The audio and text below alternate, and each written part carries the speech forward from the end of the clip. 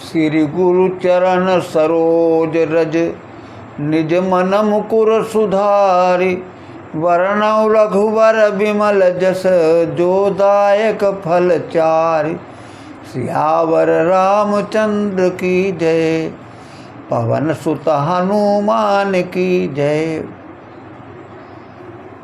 जब शूर्पणखा खरदूषण के पास पहुंची और उसने अपनी नाक और कान काटने की सूचना खरदूषण को बताई, तब वे सेना लेकर के भगवान राम पर चढ़ाई करने के लिए आ गए।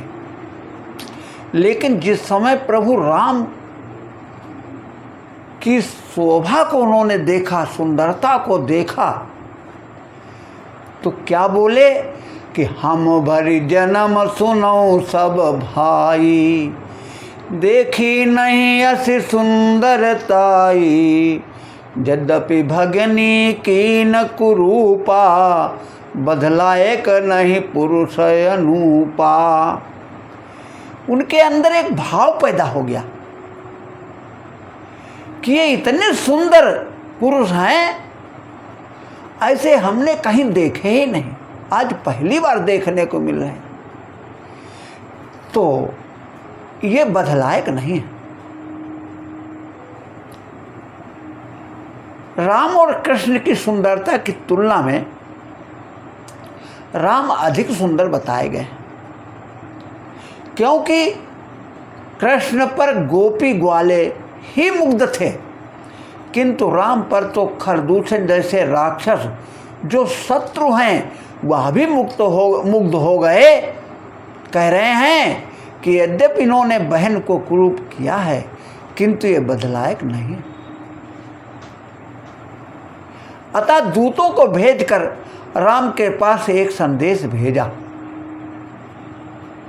कि हे राजकुमार, तुम अपनी स्त्री को मुझे सौंप दो और जीवित लौट जाओ।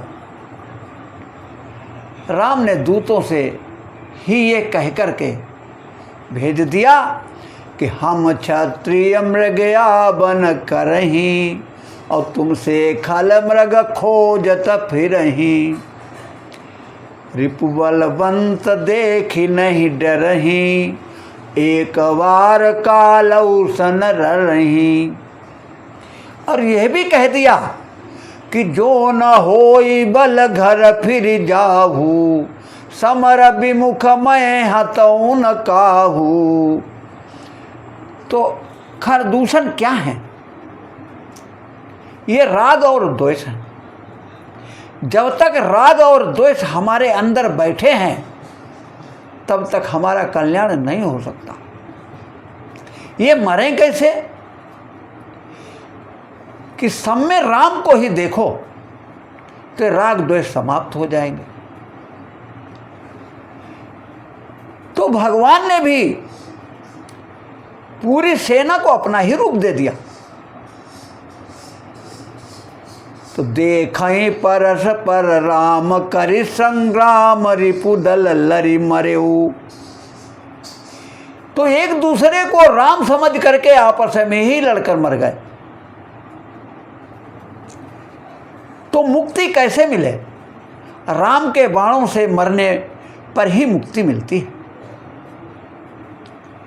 और राम राम कहकर प्राण निकले तो मुक्ति मिलती है। तो वो जितने राक्षस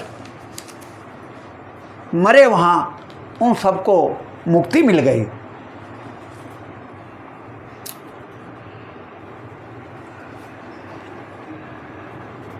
इस समय रामबाण है, नहीं तो इस युग में एक ही उपाय है कि कलयुग केवल नाम आधारा। सुमुरी सुमुरी नर उतरहि पारा। जैसे हर मौसम में भोजन वस्त्र आदि बदल जाते हैं, ठीक उसी प्रकार हर युग की उपासना पद्धति बदल जाती है। अतः कलयुग में केवल राम नाम लेने का ही महत्व है। तो इस प्रकार खरदूषण का अंत हो गया और जब शूर्पणखा ने देखा कि धुआं देख खरदूषण केरा, जाय शूर्पणखा रावण प्रेरा, करसि पान सोवस दिन राती, सुधि नहीं तन सिर पर आराती। शूर्पणखा ने रावण के पास जाकर के कहा कि हे रावण भाई, तुम खाते हो और मदिरा का पान करते हो, दिन रात सोते हो, तुम्हारे सिर पर शत्रु आ गया है और तुम्हें इस बात की खबर ही नहीं। यहाँ पर शूर्पणखा ने बड़ी राजनीति की अच्छी बात बताई है, बड़ी ज्ञान की बात रावण के सामने वो करती है कि राजनीति बिनु धन बिनु धर्मा, हरिय समर पे बिनु सतकर्मा, विद्या बिनु विवेक उपजाए, श्रम फल पढ़े किए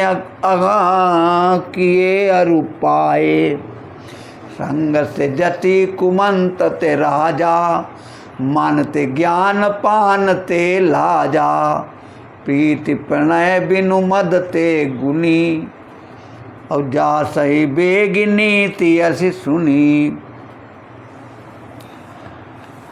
कि बिना नीति के राज्य और बिना धर्म के धन और सभी सत्कर्म भगवान को अर्पित करने से ही सफल होते हैं।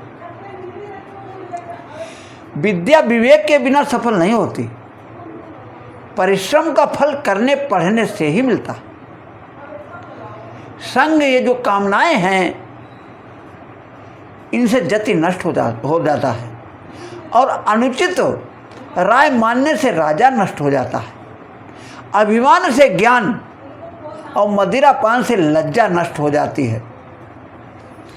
ये बात शूर्पणखा रावण के दरबार में कह रही है।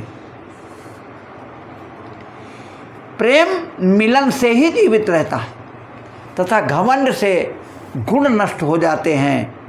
शूर्पणखा को ये लक्ष्मण ने दीक्षा दी, तब उसमें ये बातें आई। रिपु रोग अग्नि पाप स्वामी और सर्प, इन 6 लोगों को छोटा नहीं मानना चाहिए। रावण ने जब शूर्पणखा की बातें सुनी तो कहने लगा कि कहा लंकेश कही निज बाता, कही तब नासा कान निपाता। कि तुम्हारे नाक कान किसने काट लिए हैं, इस बात को हमें बताओ। तब शूर्पणखा ने झूठी कहानी बताई।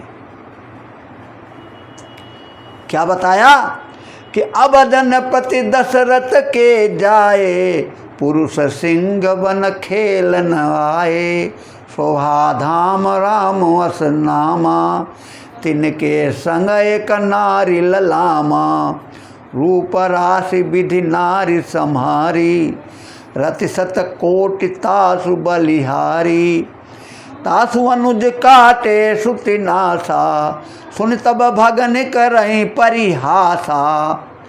तो रावण ने कहा कि तुमने खरदूषण को नहीं बताया,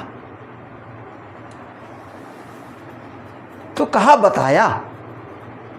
तो खरदूषण सुन लगे पुकारा, छन मऊ सकल कटुकउन मारा, खरदूषण तिसरा कर घाता, सुनि 10 शीस जरे सब गाता। रावण ने जैसे ही सुना कि खरदूषण को क्षण भर में मार गिराया तो सोचने लगा। क्या सोच रहा है रावण कि खरदूषण मौसम बलवंता, तिनहि को मारई बिनु भगवंता, सुररंजन भंजन मही भारा, जो भगवंत लीन अवतारा, तो मैं जाय बैरुहठि करिहूँ, प्रभु सन प्राण तजे भवतरी हूँ। आगे फिर रावण बोला कि हुई है भजन तामस देहा, मन क्रम बचन मंत दण एहा, तो मैं जाई बैरु हठि करी हूँ, प्रभु सर लगे जाई भवतरी हूँ।